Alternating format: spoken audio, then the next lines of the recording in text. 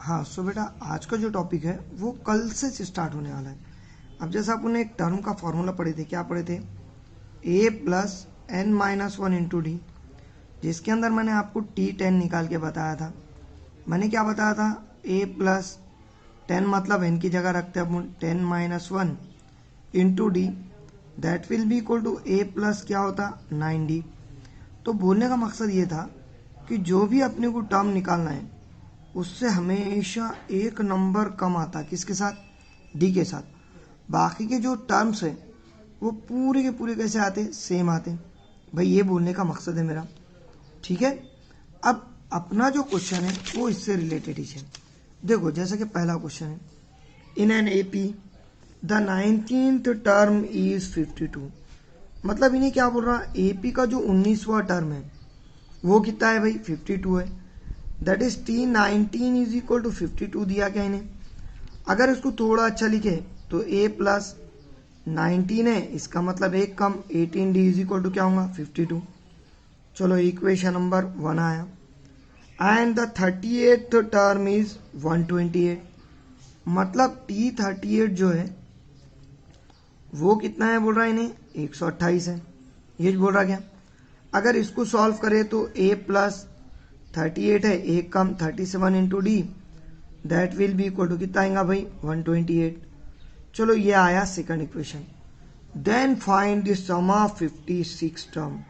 तो अपने को ये एपी के जो पूरे 56 टर्म आएंगे उन सब का सम निकालने का। अब ये निकालने का तरीके दो है। एक तो एन का वैल्यू दे दिया इन्होंने 56, ये दोनों को सॉल्व करो और सॉल्व करके क्या करो? ए और डी का वैल्यू निकालो, जो अपने इससे पहले के एक्सरसाइज में करे थे वो टाइप में। या फिर ये क्वेश्चन और इसके बाद का क्वेश्चन, ये दोनों जरा इंपॉर्टेंट क्वेश्चन है और इनको थोड़े अलग तरीके से भी सॉल्व कर सकते हैं। वो तरीका तो आप लोगों को पता है, सिर्फ ये दोनों का एक और दो की मनफी करते और उसके बाद सॉल्व करते। सेम पैटर्न में अब मैं यहाँ पे क्या करूँ? ऐड कर रहा हूँ, एडिंग 1 एंड 2। चलो जब अपन एक और दो को ऐड करिए तो पहला क्या है? a plus 18d is equal to 52। बेटा दूसरा क्या है? a plus 37d that will be equal to 128। चलो ये दोनों को अपन क्या कर रहे हैं? ऐड कर रहे हैं। a plus A that is 2a। चलो 8 और 7 15 के 5 कैरी 1, और 1 और 3 4 और 1 5 55d that will be equal to 8 और 2 10 का 0 कैरी 1, 5 और 2 7 और 1 8 और ये एक एज इट इज। बेटा इसका मतलब यहाँ पे जो एक इक्वेशन आया वो कौन सा इक्वेशन आया तुम्हारे पास? तो तुम्हारे पास आया 2a का इक्वेशन, और ये इक्वेशन के अंदर आप लोगों को क्या करने का है? इसको इक्वेशन नंबर a देने का, ठीक है। मुझे बोलो अपने को जो सम निकालना है वो कितने टर्म का निकालना है? 56 टर्म का। मतलब यानी इज इक्वल टू 56 आएगा। मुझे बोलो एन का फॉर्मूला क्या है? n/2 into the bracket 2a plus n minus one into D, ये है। अब इसके अंदर क्या करो बेटा? सिर्फ n की जगह n की वैल्यू रखो, खुद ब खुद क्या जादू होता देखो। जब अपन n की जगह n का वैल्यू रखें तो यस 56 होने वाला है क्या? That will be equal to n/2 into the bracket 2a as it is plus तुम्हारे पास n माइनस वन है, मतलब 56 माइनस वन इंटू डी। तो यहाँ पे भी n की जगह क्या आएगा? 56 आएगा।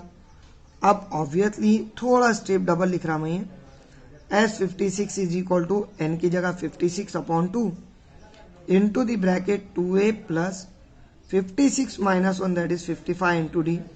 मुझे बोलो 2 1 2 होता, 2 2 4, 2 8 16, मतलब एस 56 जो है वो 28 into the bracket 2a plus 55 into D आ रहा क्या भैया? भाई बराबर। मुझे बोलो अगर अपन ने इक्वेशन नंबर 1 चेक करें तो 2a प्लस 55 इंटू डी का वैल्यू डायरेक्ट ही अवेलेबल है क्या अपने पास? कितना है वैल्यू? ये 180। तो मैं ऐसा लिख सकता क्या बेटा? यहाँ from a we can write S 56 is equal to 28 into the bracket 2a plus 55 into d that will be equal to 180। भाई बराबर। चलो 180 को मल्टीप्लाई करने का 28 से, तो 0 का तो खैर छोड़ दो, बाद में कर लेंगे अपन। 8 8 64 के 4 कैरी 6, 8 1 8 और 6 कितने 14, प्लस 2 8 16 के 6 कैरी 1, 2 1 2 और 1 कितना 3। भाई बराबर है क्या है? बराबर है बेटा है। तो 4 एज इट इज आएगा, 4 और 6 10 का 0 कैरी 1, 1 और 3 4 और 1 5, और 0 रहने की वजह से S56 इज इक्वल टू कितना आने वाला है तुम्हारे पास टोटल 5040। तो ये है एकदम शॉर्टकट तरीका क्वेश्चन को सॉल्व करने का। आप ये क्वेश्चन को 1 और 2 को सॉल्व करके हमजाद खतीमा साहब लीनियर इक्वेशन से सॉल्व करके ए और डी का वैल्यू निकाल सकते हैं, और वैल्यू निकाल के सॉल्व करें तो भी आपका यही जवाब आता। सिर्फ वो थोड़ा लंबा चलता है और ये थोड़ा शॉर्ट है, इसलिए कराया मैंने। अब यहाँ पे भी देखो सेम टाइप का क्वेश्चन है। The sum of first 55 term is 3300। बोलने का मकसद क्या है इसका कि पहले 55 टर्म का जो सम है वो 3300 है भाई बराबर। तो अपने को उन्होंने क्या बोला 28वां टर्म मालूम करो। भाई ये छे बेटा 28वें टर्म का अगर अपन फॉर्मूला लिखे तो T28 का ऐसे आएगा क्या A प्लस 27 इंटू डी। चलो इसको इक्वेशन नंबर 1 डाल के छोड़ दे रहा मैं, इसका बाद में यूज है, उसका टेंशन मत लो आप लोग, ठीक है। बेटा मुझे बोलो उन्होंने क्या करा, सम ऑफ फर्स्ट 55 टर्म मतलब एस 55 दिया, दैट इज यानी इज इक्वल टू 55 दिया है कि अपने पास भाई बराबर, और सम ऑफ फर्स्ट 55 टर्म बोले तो एस 55 का वैल्यू कितना दिया 3300, ये दिया है क्या क्वेश्चन के अंदर। अब अपने को इसको सॉल्व करने का है। मुझे बोलो एस 55 की जगह पहले मैं एस एन का फॉर्मूला लिख ले रहा। बेटा यहाँ पे एस एन का जो फॉर्मूला है वो क्या है n/2 into the bracket 2a plus n-1 into D, और इट इज इक्वल टू 3300। ये चाहने वाला है क्या बराबर। अब n की जगह n का वैल्यू रखेंगे, n कितना है बेटा 55 है, so 55/2 into the bracket 2a plus n की जगह फिर से 55 -1 into d, that will be equal to 3300। ये चाहने वाला है। मुझे बोलो अगर इसको अपन सॉल्व करें तो 55/2 खैर एज इट इज आएगा इंटू दी ब्रैकेट बेटा 2a आने वाला है, और 55 -1 दैट इज 54 होता गया, और into d that will be equal to 3300। बेटा यहाँ पे अगर अपन चेक करें तो 2 कॉमन निकाल सकते क्या ब्रैकेट के अंदर से। जब अपन 2 कॉमन निकाल रहे तो तुम्हारे पास जो टर्म बच रहा ब्रैकेट में क्या बच रहा भाई यहाँ पे a प्लस 54 में से 2 कॉमन निकाल रहे तो 2 2 4 2 7 14 27 आएगा क्या। 2 कॉमन निकालने का मीनिंग क्या होता है बेटा 2 से डिवाइड करना, तो 27 into d that will be equal to 3300। ये चाहने वाला है। ऑब्वियसली 2 2 गेट्स कैंसल, अगर 2 2 कैंसल हुआ तो 55 into the bracket a plus 27d, it can be written as 3300। अब ये हुए बात जैसा आप लोगों को पता है a plus 27d it is equal to 3300 upon 55। ये छोड़ने वाला है क्या। अब 11 से कटता है नहीं, 11 पंजे 55, 11 तिया 3300 एज इट इज।